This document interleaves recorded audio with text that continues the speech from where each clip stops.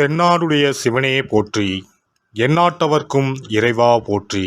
அனைத்து தமிழ் உள்ளங்களுக்கும் கனிவான வணக்கங்கள். நிகழும் ஸ்ரீ மங்களகரமான சோபகிருது ஆண்டு மாசி மாதம் 18ஆம் தேதி வெள்ளிக்கிழமை அன்று பஞ்சமி திதியில் சுவாதி நட்சத்திரத்தில் துருவ நாமயோகத்தில் தைத்தூலம் காரணத்தினில் அமிர்தயோகம் கூடிய நன்னாண்டில் இந்த சீர்மிகு மார்ச் மாதம் பிறக்கிறது.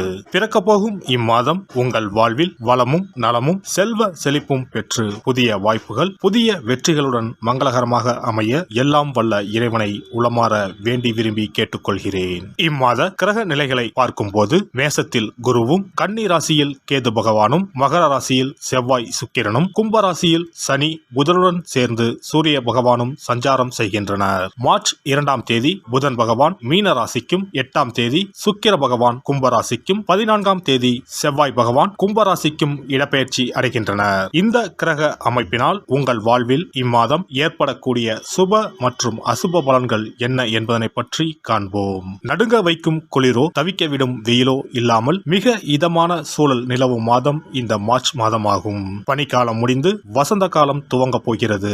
மாசி மாதத்தின் பிற்பகுதியும் பங்குனி மாதத்தின் முற்பகுதியும் இணையும் மாதம் இந்த மார்ச் மாதமாகும். கும்ப மாதமும் மீன மாதமும் இணைந்த இந்த மார்ச் மாதத்தில் பல திருப்பங்கள் உங்கள் வாழ்வில் நடைபெற உள்ளன. கன்னி ராசி அன்பர்களே, இம்மாதம் குடும்பத்தில் மகிழ்ச்சியும் உற்சாகமும் காணப்படும். எதிரிகளின் சூழ்ச்சிகளை முறியடிப்பீர்கள். வெளி வட்டாரத்தில் செல்வாக்கு அதிகரிக்கும். உறவினர்களும் நண்பர்களும் மிகவும் உதவியாக இருப்பார்கள். கணவன் மனைவிக்கு இடையே அந்யோன்யம் அதிகரிக்கும். திருமணம், வளைகாப்பு போன்ற சுப நிகழ்ச்சிகளால் வீட்டில் மகிழ்ச்சி நிலவும். சிலருக்கு குழந்தை பாக்கியம் கிடைக்கும். மாத பிற்பகுதியில் உறவினர்கள் வகையில் சிறு சிறு பிரச்சனைகள் ஏற்பட சாத்தியம் உள்ளதால் பொறுமையுடன் இருப்பது அவசியம். புதிய ஆடை ஆபரணங்கள் வாங்கி மகிழ்வீர்கள். குடும்பத்துடன் வெளியிடங்களுக்கு சென்று வருவீர்கள். விருந்து விசேஷங்களில் கலந்து கொள்ளும் வாய்ப்பு உண்டு. மாதத்தின் பிற்பகுதியில் எதிரிகளால் பிரச்சனைகளும் கடன் தொல்லைகளும் ஏற்படக்கூடும். ஆனாலும் குரு பலத்தால் சமாளித்து விடுவீர்கள். ஆன்மீகத்தில் நாட்டம் அதிகரிக்கும். சிலருக்கு வெளியூர் வெளிமாநில புண்ணிய தலங்களுக்கு சென்று வரும் வாய்ப்பு உண்டாகும். குடும்ப பெரியவர்களின் அறிவுரையின்படி நடந்து கொண்டு அவர்களின் ஆதரவை பெறுவீர்கள். அலுவலகத்தில் சக ஊழியர்களிடம் செல்வாக்கு அதிகரிக்கும். பணிகளில் அவர்களின் ஒத்துழைப்பும் கிடைக்கும். நீண்ட நாட்களாக எதிர்பார்த்த பதவி உயர்வு, சம்பள உயர்வு போன்ற சலுகைகள் கிடைக்கும். மேலதிகாரிகளின் அன்பும் ஆதரவும் உங்களை உற்சாகப்படுத்தும். தொழில் வியாபாரத்தில் எதிர்பார்த்த லாபம் கிடைக்கும். எதிரிகளால் ஏற்பட்ட பிரச்சனைகள் நீங்கும். புதிய முயற்சிகள் வெற்றி தரும். வியாபாரத்தை விரிவுபடுத்தும் எண்ணம் இருந்தால் அதற்கான முயற்சிகளில் இந்த மாதம் ஈடுபடலாம். குடும்பத்தை நிர்வகிக்கும் பெண்களுக்கு உறவினர்களிடையே மதிப்பும் மரியாதையும் அதிகரிக்கும். தோழியர்கள் வட்டாரத்தில் உங்கள் செயல்பாடுகள் பாராட்டப்படும். பணிக்கு செல்லும் பெண்மணிகளுக்கு அலுவலகத்தில் புதிய பொறுப்புகள் கிடைக்கும். பதவி உயர்வு கிடைப்பதற்கும் வாய்ப்பு உண்டு.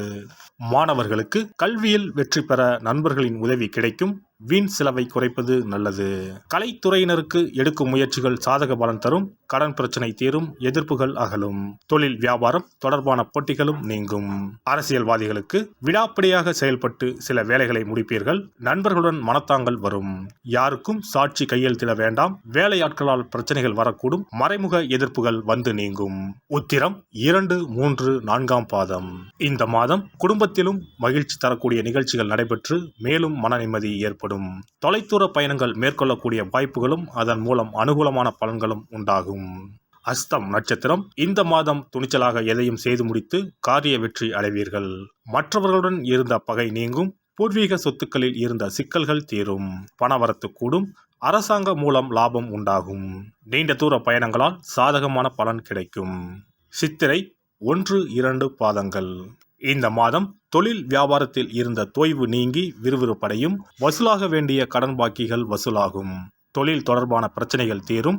உத்தியோகத்தில் இருப்பவர்களுக்கு பணி தொடர்பான கஷ்டங்கள் குறையும். நரசிம்மரை வணங்கி வர மனதில் தைரியம் உண்டாகும். எதிர்ப்புகள் அகலும். எதிலும் வெற்றி உண்டாகும். இனி இந்த மார்ச் மாதத்தில் மகா சிவராத்திரி எப்போது, இந்த நாளுக்கு அப்படி என்ன சிறப்பு என்பதனை பற்றி காண்போம். சிவபெருமானுக்கு எத்தனையோ திருநாமங்கள் உள்ளன. அவற்றில் மிக உயர்வானதாக சொல்லப்படுவது மகாதேவன் என்ற திருநாமம். மகாதேவன் என்றால் கடவுள்கள் அனைவருக்கும் மேலான கடவுள், கடவுள்களுக்கு எல்லாம் தலைவன் என்ற பொருள்.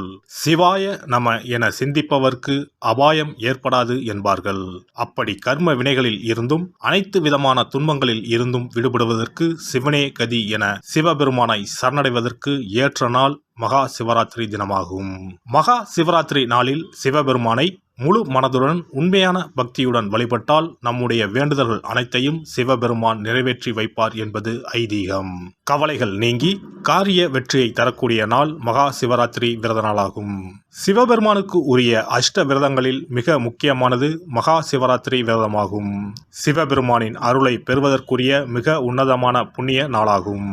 ஒவ்வொரு மாதமும் தேய்பிறை சதுர்த்தசி திதியில் வருவதை மாத சிவராத்திரி என்றும், மாசி மாதம் தேய்பிறை சதுர்த்தசியில் வருவதை மகா சிவராத்திரி என்றும் கொண்டாடுகிறோம்.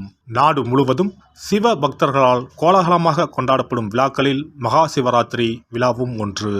இந்துக்களின் மிக முக்கியமான விரத நாட்களில் இதுவும் ஒன்று. முப்பெரும் தேவர்களில் ஒருவரான சிவபெருமானுக்குரிய ராத்திரியாக சிவராத்திரி கொண்டாடப்படுகிறது. இந்த ஆண்டு மகா சிவராத்திரி விழா மார்ச் 8ஆம் தேதி கொண்டாடப்பட உள்ளது. அன்று இரவு 8:20 மணிக்கு துவங்கி மார்ச் 9ஆம் தேதி மாலை 6 மணி வரை சதுர்த்தசி திதி உள்ளது. இதனால் மார்ச் 8ஆம் தேதி இரவு 8:30 மணிக்கு பிறகே சிவராத்திரி பூஜை துவங்க வேண்டும். சூரிய பகவான் கும்பராசியில் பயணம் செய்யும் மாசி மாதத்தில் தேய்பிறை சதுர்த்தி நாளில் முதல் நாள் மாலை துவங்கி அடுத்த நாள் காலை வரை சிவனுக்கு தொடர்ந்து 4 கால பூஜைகள் செய்யப்படும். சிவராத்திரி அன்று இரவு முழுவதும் கண் விழித்து சிவ வழிபாடு செய்து அபிஷேகம், ருத்ராபிஷேகம் செய்து சிவ மந்திரங்களை உச்சரித்து சிவனின் அருளை வேண்டி பிரார்த்தனை செய்ய வேண்டும். ஆன்மீகத்தில் உயர்ந்த நிலையை அடைவதற்கும், துன்பங்கள் மற்றும் பாவங்களில் இருந்து விடுபட்டு மோட்சத்தை அடைவதற்கும் ஏற்ற நாள் இதுவாகும். மகா சிவராத்திரி அன்று அதிகாலையில் எழுந்து புனித நீராடி வீட்டை சுத்தம் செய்து பூஜை அறையில் விளக்கேற்றி வைக்க வேண்டும். பிறகு மாலையில் சிவன் கோவிலுக்கு சென்று அங்கு நடக்கும் அபிஷேகம் பூஜைகளில் கலந்து கொள்ள வேண்டும். அன்று சிவலிங்கத்திற்கு பஞ்சாமிர்த அபிஷேகம் செய்வதும் வில்வ அர்ச்சனை செய்வதும் மிக சிறப்பானதாகும். மகா சிவராத்திரி நாளில் எத்தனை முறை முடியுமோ அத்தனை முறை பஞ்சாட்சர மந்திரமான ஓம் நம சிவாய மந்திரத்தை உச்சரிக்க வேண்டும். இது தவிர சிவபுராணம் பாராயணம் செய்வது மிகவும் சிறப்பானதாகும். இந்த நாளில் ருத்ராபிஷேகம் செய்வதும் கோவில்களில் நடக்கும் ருத்ராபிஷேகத்தில் கலந்து கொள்வதும் மிகவும் சிறப்பானதாகும்.